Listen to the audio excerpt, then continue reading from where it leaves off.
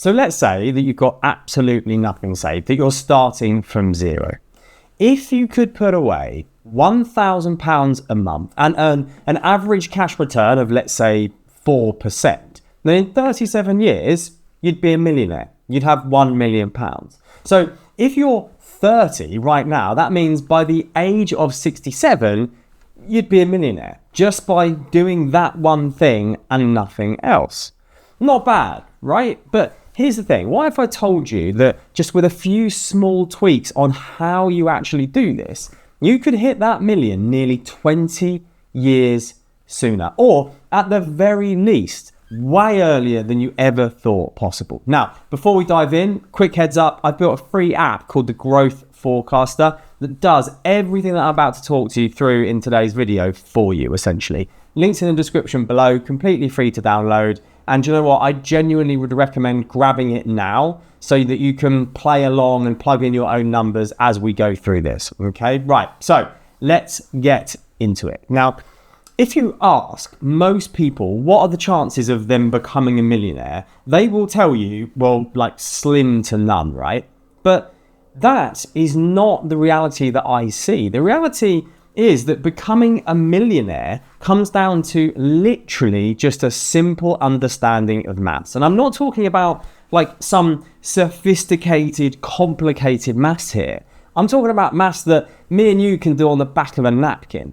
And when you actually run the numbers, when you start playing with them all yourself, you'll see that this might happen for you a lot earlier than you might think. So, quick definition first, okay? Because I think sometimes people get this a bit confused. When I say millionaire, I don't mean living in like a £1 million house and all that sort of stuff, or starting a business. I simply mean, and my version of being a millionaire is having savings or investments worth £1 million. In my view, that is the goal. And to get there, there are really only three things that you need to kind of understand, just like three levers that you need to pull. The first is contributions, right? How much you can actually put in to start off with and every single month. The second is obviously rate of return. What the rate of return you can earn on your savings and investments. And the third is time, right? That is it. Those are the three levers that you need to understand. So what I want you to do is really just keep those three in your back pocket: contributions, rate of return, and time. Now, we already know that £1,000 a month at 4% gets you to £1 million in 37 years, okay? But let's pull each of these levers and pull them apart to see what actually happens and what we can do about it. First up, contributions, the amount that you put in. Now, the obvious point here is that the more you put in each month, the faster you get there, right? I don't need to tell you that. It's pretty obvious, right? For example, if you could save, say, £5,000 a month instead of that original 1,000 at the same 4% return, you'd become a millionaire in around 13 years. Obviously, much quicker than contributing £1,000 a month, right? But that also doesn't take a genius to work out. Now, the bit that we can really take advantage of is something that I think most people kind of completely miss. So let's go back a little bit to our original £1,000 a month. Now, here's the thing, right? That's a lot of money to be putting away every single month for most people. With cost of living, inflation biting, and the biggest tax burden that we've had on our income since World War II, physically finding £1,000 a month is genuinely hard for some people, for most people, especially if you've got kids or other obligations or just don't want to sacrifice that £1,000 a month. But let's actually think about where that £1,000 actually comes from, because this is where the magic starts to happen. To actually have £1,000 land into your bank account, assuming in this case that you're a higher rate taxpayer, that's broadly anyone earning over about £52,000-ish, you've actually had to earn £1,600 of gross income to be left with that £1,000 in your bank account. So it's not actually really the £1,000 that you're contributing into it. It's £1,600 of gross earned income that you're having to give up to get that £1,000 into your bank account on payday. So let's see what happens if, for some magic bizarre reality, you could contribute your gross salary before the tax man takes his cut, rather than from the net pay that lands into your bank account. When we bump up that contribution to £1,600 a month rather than the original 1,000, you hit £1 million in 28 years instead of 37. Same money out of your pocket, but 9 years faster. Now, I can hear you all screaming down the lens. Now, how on earth do I do that? I obviously have to pay income tax on my income.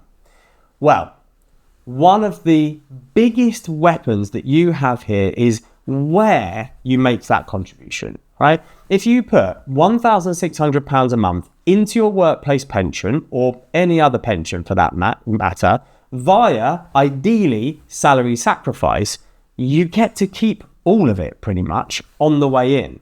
It goes straight in, untouched by income tax. So really, the choice is this. You've got two outcomes. You can either salary sacrifice £1,600 into your pension, or take that £1,600 as income, pay 40% tax, and be left with with £1,000, and then save from there.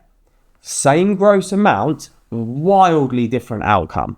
This one difference alone can bring your millionaire timeline forward by at least almost a decade, pretty much. Now, obvious elephant in the room, I'm sure you're already there ahead of me. Any money that you put into a pension, you can't actually touch or access until you're 57. It's currently 55, but for most people watching this, it will be 57. So if your grand plan is to access these funds before age 57, then this particular route might not particularly work for you that well. But look, for most people, it's a hugely powerful tool sitting right in front of you, and you just probably aren't simply using it to its full potential. I see it every single day, and it's an absolute brilliant springboard to that millionaire status, and reduces what I think is one of the biggest problems that we have in this country with building wealth, which is the friction between what you earn and what actually lands in your bank account.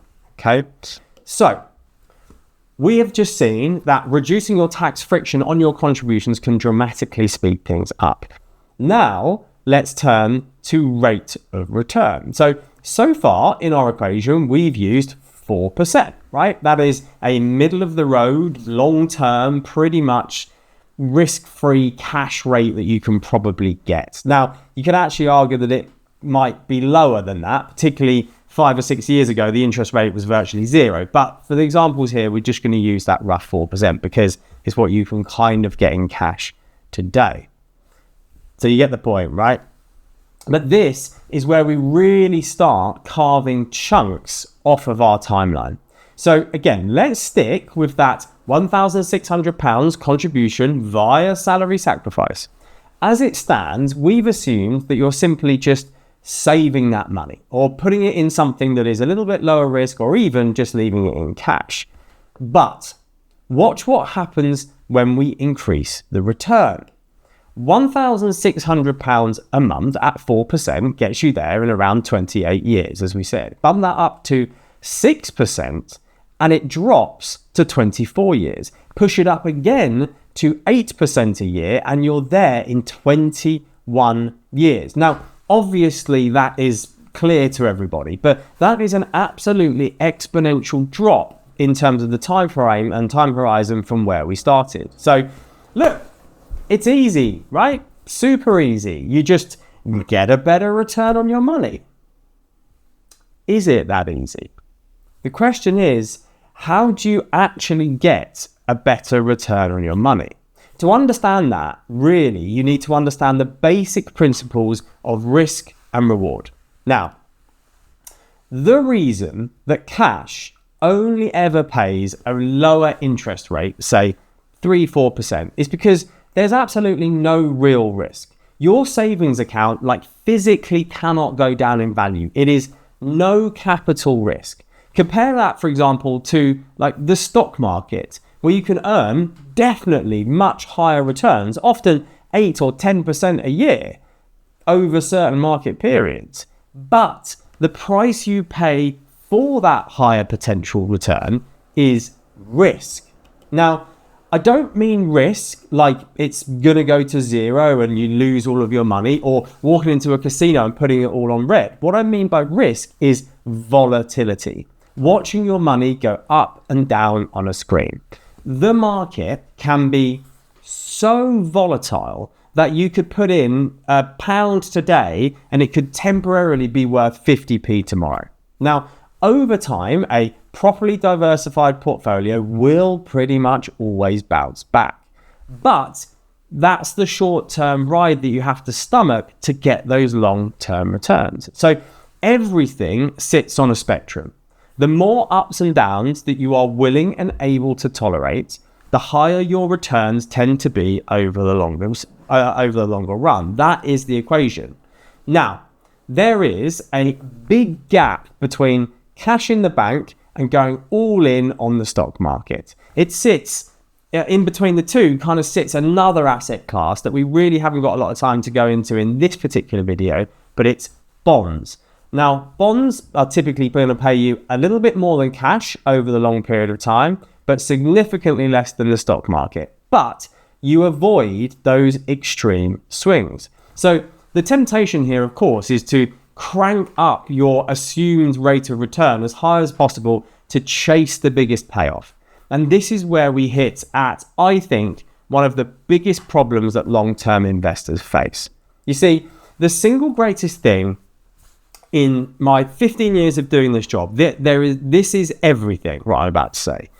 The single greatest thing that determines investment success, it's not picking stocks, it's not timing the market, it's not being clever. The single greatest thing that determines investment success, or any success with money in that matter, is your actual chances of having the ability to stay the course.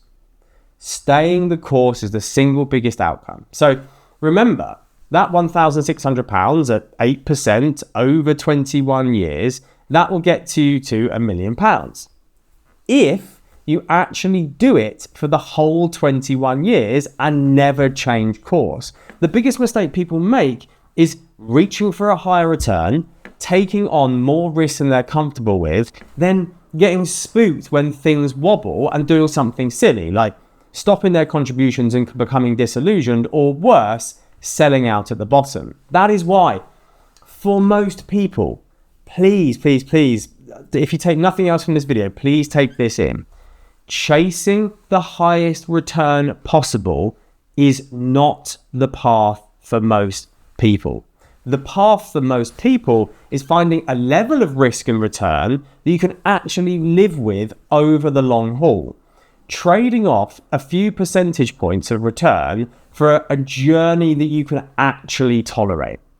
There is nothing big or clever or smart about taking huge risks and exposing yourself to such significant volatility if you're just going to bail at the first sign of trouble. That's not cool, it's not big, it's not clever. So the question is, how do you actually find that blend in practice? Now, a really simple option, and it's something that I will talk about all the time, is what we call a multi-asset fund, right? And the classic example that you'll see all over YouTube, and there's a very good reason for it, is Vanguard's Life Strategy range. Okay, so what these individual funds do is essentially they do all of the blending of the stock market and bonds all in one wrapper for you.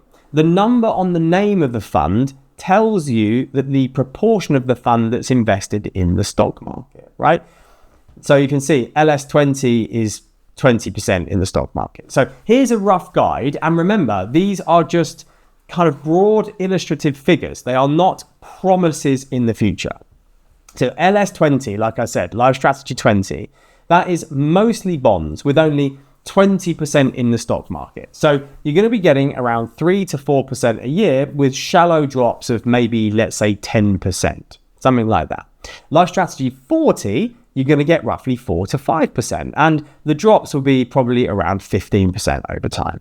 Vanguard Life Strategy 60, this is where you start to get that balanced middle, that famous like 60-40 portfolio. Well, you might expect around 5 to 6% a year, but the drops start to become a little bit steeper at around 20%. Life Strategy 80, around 6 or 7%, and you might watch your money fall by 25%. Life Strategy 100 is 100% in the stock market, and you're going to get potentially greater returns, 7, 8, 9, 10%. But you have to expect drops of 30 or even 50% on your money. So as you can see, as you move up that ladder, the expected rate of return climbs, but so does the kind of gut punch and body blows that you have to sit through while you're achieving those returns. The whole game is finding a blend that matches your personal tolerance, your personal circumstance, so that you can actually end up putting in realistic, sustainable returns into the projections that we talked about in this video. I've actually got a risk profiling tool that I use in my one-to-one sessions that is kind of good to help you work out where you might sit on that risk spectrum. It will help you kind of understand what level of equity risk you might want to take. So download it now, it's free to use. Run through the questionnaire, put in your time frame, and it will give you a rough guidance. Again, not advice, just a starting point. What you can then do is correlate that with, for example, what we just looked at in terms of the returns of the life strategy funds. So again, here you could say, well, if the risk profile tool says that I should probably look for something like 60% in the stock market, well, you know that your sort of realistic rate of return is going to be around that sort of 6% a year mark, something like that. Then what you can do is, if you've downloaded the app and you've been working along with us, you can use those figures. So if you actually want to see when you could become a millionaire, like I said, go and download my free growth forecaster app. Links in the description, plug in your own numbers, pull those 3 levers and watch your timeline change in real time. It does all the maths for you. Go grab it, have a play. Now, remember, one of the things that we talked about was the pressure, right, on actually having the ability to find that money every single month. £1,000 is a lot of money. Well, I really think that you should watch this video here next, because I go through what I call the 3-job rule. It's something that I've used with lots of my clients, lots of my one-to-one sessions, and it basically makes everything optimized and that you're making the best use out of every pound you earn. So give it a click and I'll see you there.